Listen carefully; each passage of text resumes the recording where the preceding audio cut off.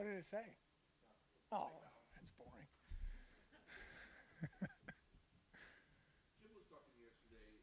Talking about the fourth quarter Sunday, just the tenacity that you could feel from out of the defense on the sidelines.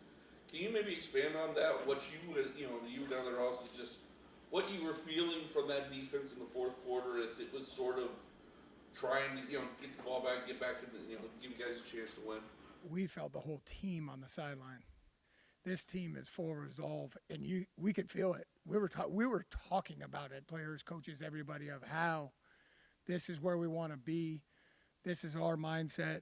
We know we work well together. We like each other. We have trained for these moments now. We've become more resilient, like Coach Stefanski always says. So when you're able to talk about those things in the moment, it brings everybody together. And coaches, players, everybody on our sideline did a great job of just going to the next play and making sure we were in the right spots and also straining as hard as we could to finish that game. It also seemed like when we talked to those guys after the game, like basically all of them said they had no doubt, even when it was 31-30, and they're like, "Oh, we're just going to go out and get another stop." How have you seen that confidence kind of materialize? Yeah, it's really cool. Those are the things that, as a coach and as an organization and being a part of it a few times, when it gets built, it's really cool because you can't give that to people. You can't give that to a group. That resilience comes from shared situational awareness and just mindset. And it really was. Everybody was talking about it. And we need to continue that. And when you have it, you have to keep bringing it back out. I was a part of one of the greatest comebacks in NFL history as a young offensive coach. I had my glasses on before LASIK when I worked for a team on the West Coast. And Jeff Garcia came to the sideline in the third quarter after we got stopped on a 4th and 1. And it was in the playoffs. It was against the Giants, okay? And he just looked at us and said, we're down. I forget how many, but it was a lot. And he just looked at us and said, we're going to win this game. And everybody went, and it took off. And that team was resilient like that. So as a young coach, I won't say my age at that point, but that's where I saw it for the first time when it becomes collective, and it's not easy to get. And now it's our job, all of us together, to no matter what the circumstances, live that way. How rare is that? How special is that?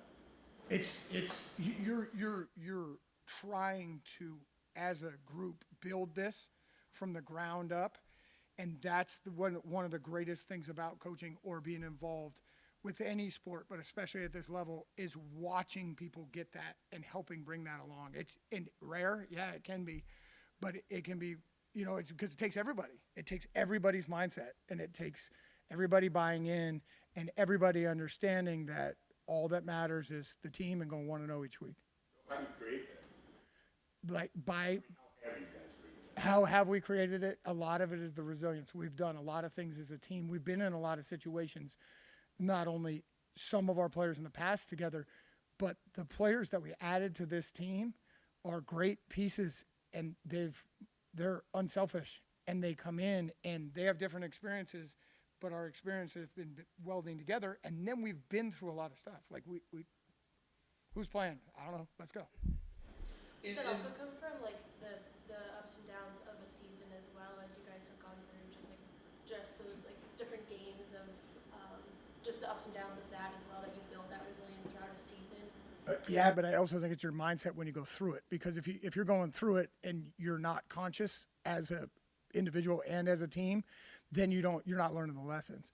I think our players and everybody involved has done a good job of recognizing when it is something we need to learn from and applying what we've learned.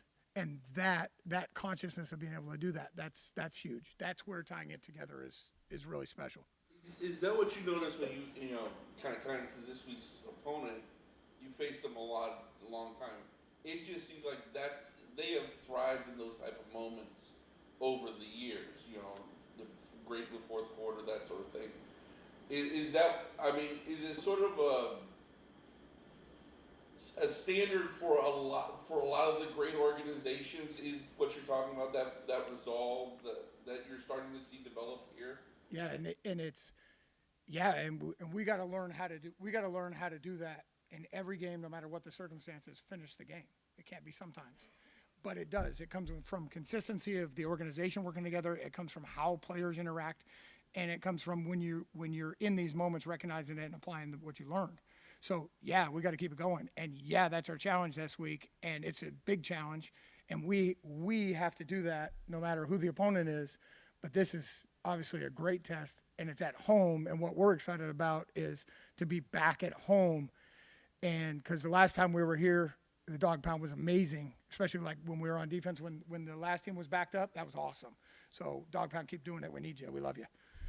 Specifically the unselfishness, but I realize you're on the coaching side, not on the scouting side or, in the front office part. But from an organizational philosophy, how important is it for you guys to bring in players that have that kind of mentality, as opposed to trying to find players that fit a certain skill set where then it's up to you guys to coach that unselfishness into them?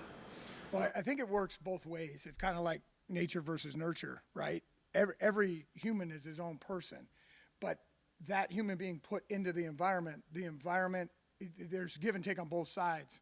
So we've gotten better at it as an organization since we've been able to be together, of just identifying those personality types, but then also when they come in, of helping them jump into this society that we have.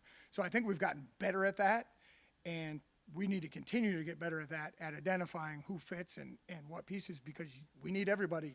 We're a great example of a team that's needed everybody this year. And some have made contributions of people that have just been lucky enough, and we've been lucky enough to get them to show up and contribute. So it's conscious in this organization, though.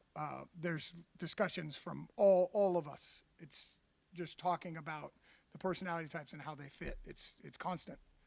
I know we ask you about Jeremiah like every time you're up here, but I mean, it really seems like with each passing game that he's, maybe unlocked the next level of his career in year 3 now. Is he like seeing the game better? Has it slowed down for him and his reads and reactions and all that stuff? How's that improved? He's staying in his process, and I get asked the questions, and I talk about the same things, because really it is. It's building his body and building his game preparation process.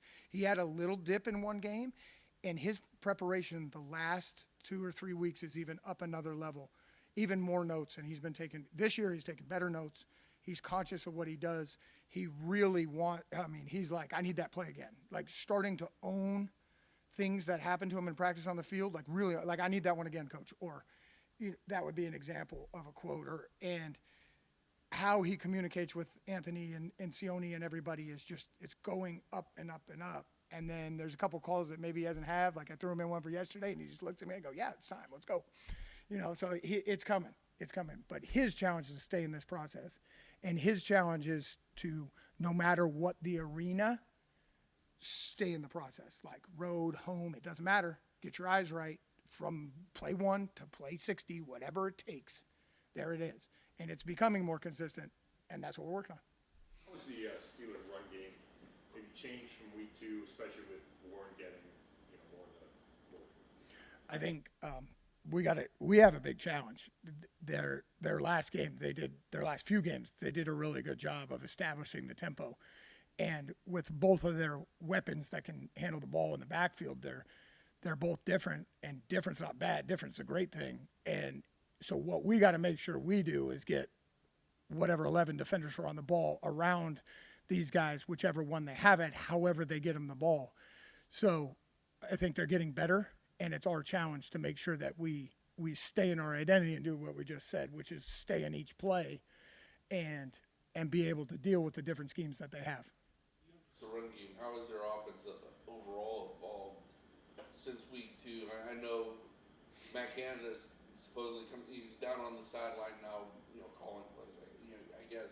What have you noticed where their offense has changed dramatically from the first time you saw them? I don't know if it's dramatically. I think they're getting some of their guys back. Like, I don't know for sure if 88's going to play, but he's a good player. And so I think it's just their ability to put the ball in those two guys' hands with some good scheme runs. And, for us, it's about how we fit, how we do what Jim talks about all the time, which is the front needs to disrupt, and the linebackers and safeties need to clean it up. So that's going to be big in this game, is whatever happens in front of us, fixing it, and then swarming because they're good runners. Thank you.